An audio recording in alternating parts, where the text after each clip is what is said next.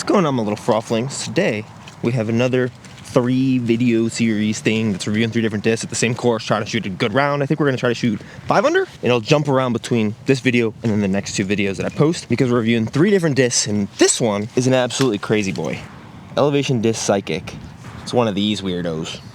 They made a driver. They made a literal driver. So I went through the course and decided which holes I'd be throwing the other 2 discs I'll be reviewing on. So I have the best chance for success, but we still have to hit some gaps late with this thing and just see how it flies. I might do a test to see just kind of how far I can throw it in general as well. But Infinite set this out, so I'll have them linked down below if you do want to pick one up. I know people who play in the mountains or a lot of elevation sometimes like these. Some people are just crazy and like them. It's like a fast rim driver. It's kind of like that very convex driver. A lot of times companies that have molds that are like less popular, or concave, the rim will have a really pronounced shape, kind of like the Doomsday Disc Plague. It's not too deep or too shallow. Kind of feels like a good length, but then the flight plate is just so floppy. Like I can just do one of these and it's supposed to do that. So hole 1, we can't do 2 off the top because we only have 1 disc. What I remember from throwing these elevation discs, and then there were some divergent discs that were similar, is when you throw them, sometimes they'll like wobble out of your hand, and so if you throw them here, they'll wobble up to here and then fly on that flight path. So I'm not super sure how this is gonna fly. It's only 276, so we don't have to throw it super hard. I imagine that when it starts to lose speed, it's gonna dump out of the sky. So throw it a little bit right to the basket and see if we can start with a solid shot.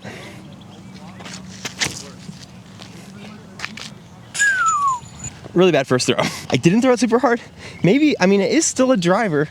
And in my head, anything that's like this floppy, I'm like, throw it like a putter or mid. Didn't really have a lot of off-axis torque, so it didn't really wobble up too hard, but got a long look.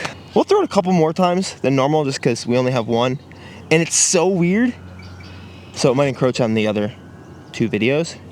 If you guys have a name for like what this series can be for these 3 videos, let me know. I was thinking triple frizz.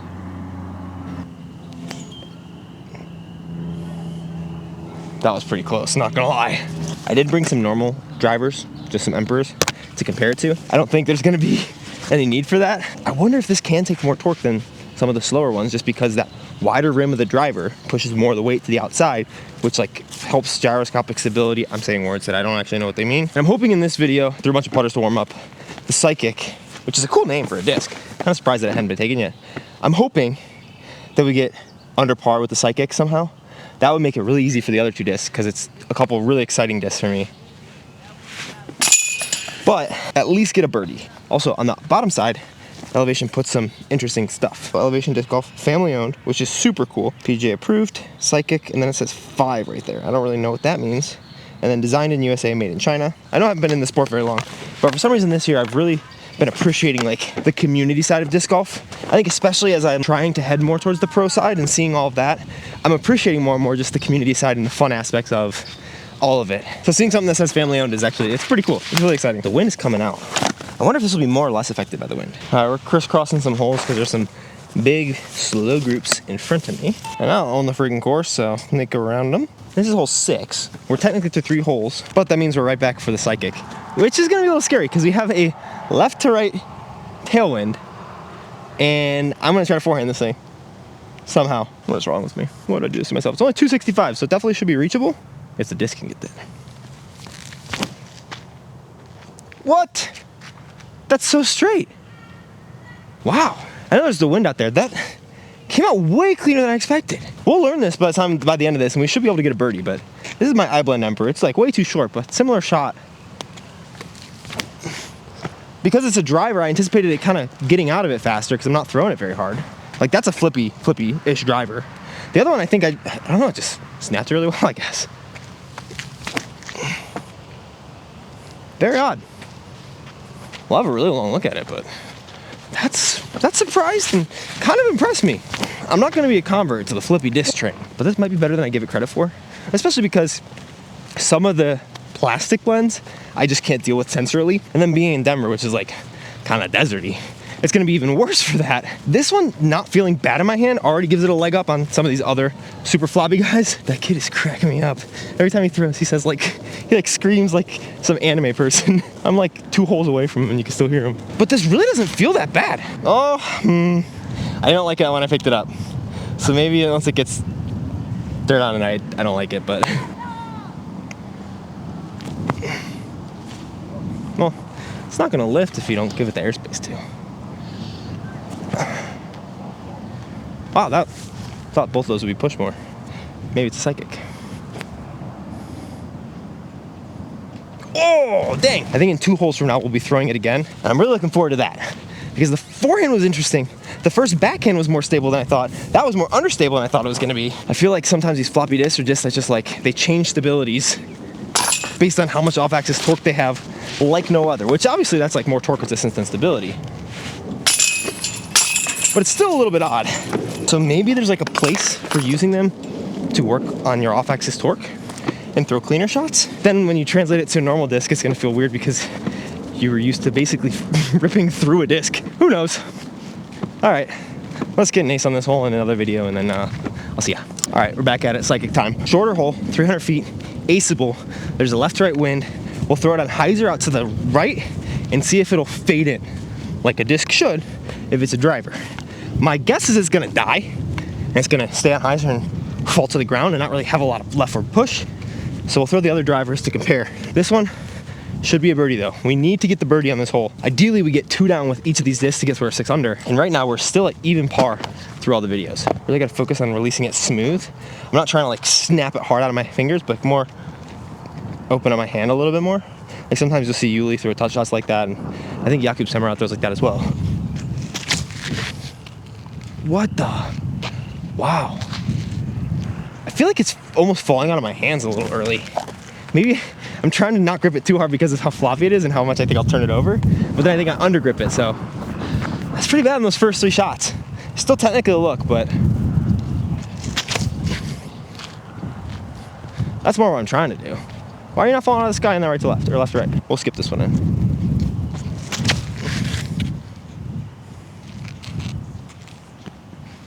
Never mind, way too far. Okay, I think I'm trying to treat this like a floppy disc. And for the last 3 holes, and for when I try to throw it for distance, I'm gonna treat it like a normal disc. Crazy concept. Actually, it does feel like a crazy concept because of how weirdo it is. But it's been acting much more like a normal disc the more I've thrown it. It's a little bit mind-boggling compared to everything else I've thrown before. Come on. Drop in there, baby, come on. Through all these holes, we're still even par.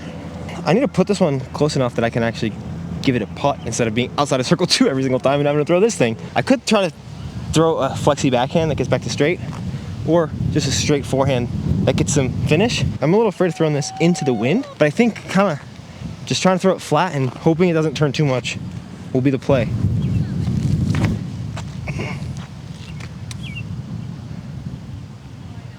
I'm gonna pick that up and try to throw a backhand.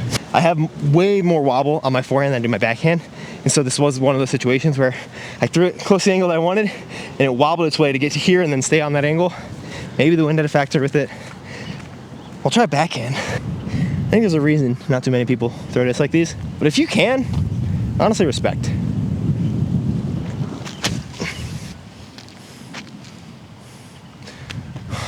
More stable than I thought. It's a weird little guy. It's definitely a weird little guy. It parked the long position on that backhand. I was trying to turn it over more. I imagine it doesn't glide very much. It's a little tighter lines. So if you throw it on an anhyzer, it's not gonna push on the ante. It's gonna stay on the angle and fly straight and then come out of it. And I feel my fingers against one another. I've never felt that with another disc before. If you want to snag one of these and like play with your buddies and like buy a couple and be like, who can suck the least with it? That'd be fun. But I imagine this would be actually really good for like a knee pad. But I can imagine that like for the players who like these type of discs, the approach discs make a little bit more sense because it'll hit and sit. Something that's a little faster like this, I don't quite get as much, especially because the players who are going to be throwing these like to help their touch are more likely than not all of them, of course, but more likely than not going to be the players who have a lot of off-axis torque. And so this is going to be a lot harder. I don't know. I'll try to just thread the needle with this backhand and throw it in. That's pretty good. I almost wonder if you need like an intentional fan grip or to put the thumb a little wider, but then this happens. I don't know who this is for. And if it's you, please let me know why, like what you use it for, because I'm so genuinely interested. All right, we bring you this brief intermission to do distance contest with the Psychic. We're gonna throw the drivers first. We have a tail right to left, so actually good wind. Mostly left to right, and that's what I meant, left to right. 500 something feet to them, so we're gonna throw towards that trash can. Pretty flat, maybe slightly uphill if anything. We'll throw my worst emperor in terms of distance, then my bomber guy, and then the psychic. I'm hoping we can get the psychic to 350.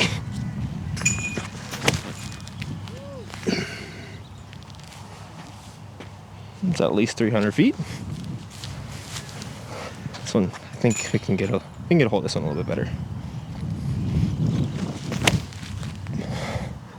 Oh, come out of it. Yeah, that's so far. Oh my gosh. Oh, there might be water over there. Holy crap, that was huge. Come on, psychic. I hit my chest with that one because of how floppy it was. It flopped onto my chest. Oh, that's so weird. I think we did the 350 at least. So that's a win. I made sure I was like standing a little bit in front of, oh, it's gonna be really close. A little bit in front of where I threw them from. Here's the psychic. I'm standing on top of it. 357. That Emperor was some macky wacky doodad. If you get that reference, you know which sport I love before disc golf. I have had some shots recorded over 500. They haven't been on any of my channels yet. Yeah, I didn't think I could get over this ridge. It's 445 to like the short part of the ridge. Oh, I hope there are gonna be holes back here because this is, look at this. This is nice. Oh my gosh. Oh my gosh, dude. I mean, that is a pretty big hill that it came down. But, big but. When I start seeing distances like these, you don't really quite care how you got there. I'm over the disc, right there. Standing over the disc. You see that? 572. I think I can throw 500 feet now. Holy cow, that was such a smack. Big win, big win. I only got the psychic by 220 feet. There's still like a ways to go with my form, with like how I'm looking at it, and it's like gotten so much better. And it's like, I would say my form is pretty close to good, you know? It's not great, I would say it's good. Whew. As I figure out these last little things and dial in like my arm slot, which is the big thing, my hips are getting better and I'm getting stronger. Whew. It's crazy. So unfortunately I got a lot of stuff going on and this course is like 3 times busier than I expected. So we're throwing back at the basket that's down there, hole 8. It's like 580 feet from here. We're gonna see if we can get a birdie with the psychic. This has been not ideal, and I'll make sure I have enough time, but this is Tuesday as I'm filming this. I have a lot of like personal stuff I need to do because I'm leaving Friday early to drive to Washington. A lot of personal stuff, a lot of business stuff. So unfortunately, I can't be waiting on every tee pad like I wish I could. Psychic, tail right to left, big Annie rip. Don't let it hit your chest like a little ding dong. What? I hope you could see that. Because when that came out of my hand, it looked warped in the air. Like it was spinning on a warp. Well, Mr. Psychic, it might have taken me making up a hole to give you the chance to get a birdie. It did go 353 feet though, which is a big win. Yeah, the more I pick this up, the more uncomfortable it is. So I'm kind of glad we're not playing some sandy holes back there because I'd probably start to hate the feel. We got it right to left. So I think if you just wave to me on hole 9, that was you. Tizer and try to park it. Oh, I think I might still not get a birdie, but I threw that like with any other disc. I'm not gonna throw that one. I'm gonna try to recreate how I just threw that. Like here's just like a putter. Okay, it's more right to left than I thought actually. Okay, that was just a mistake. It felt like I was throwing it like way more right and it just slipped out early. Literally every single throw, except for my forehands, which will overly wobble themselves. Very odd. Hopefully we can make that putt and then I'll give you my final thoughts. Ooh, so touchy. What a touchy little guy. What a touchy little guy. Hey, I never recorded final thoughts, but here they are. Weird. I really didn't get a good release with it. I don't know the price range of it. If it's like 15 bucks, I think it'd be sick just because it's like a fun thing to have with your buddies. I would like force everyone to throw this at least one time for a shot because it would just screw up the whole entire round. But the floppy disc, I just can't really get behind as a driver. Maybe even harder to get behind just because of what you want a driver to be. Like mid-range putter, it makes a little bit more sense to me. I don't know. Maybe it's for you. I'll have a link down in the description on Infinite Discs. Buy all your discs there. Buy my discs there. Do whatever you want. Actually, don't listen to me. I'm just a dude on the internet. So weirdo, fun little disc. Don't know if I will ever be throwing it again. So I might give it to some patrons. But if you're a patron, you watch this and you reach out to me, the first one to do that, I'll just give it to you. If you want it. Yeah, it's a funky guy. Tight elevation. They make some cool stuff. Not for me. I'm gonna look at you and make it. Bye.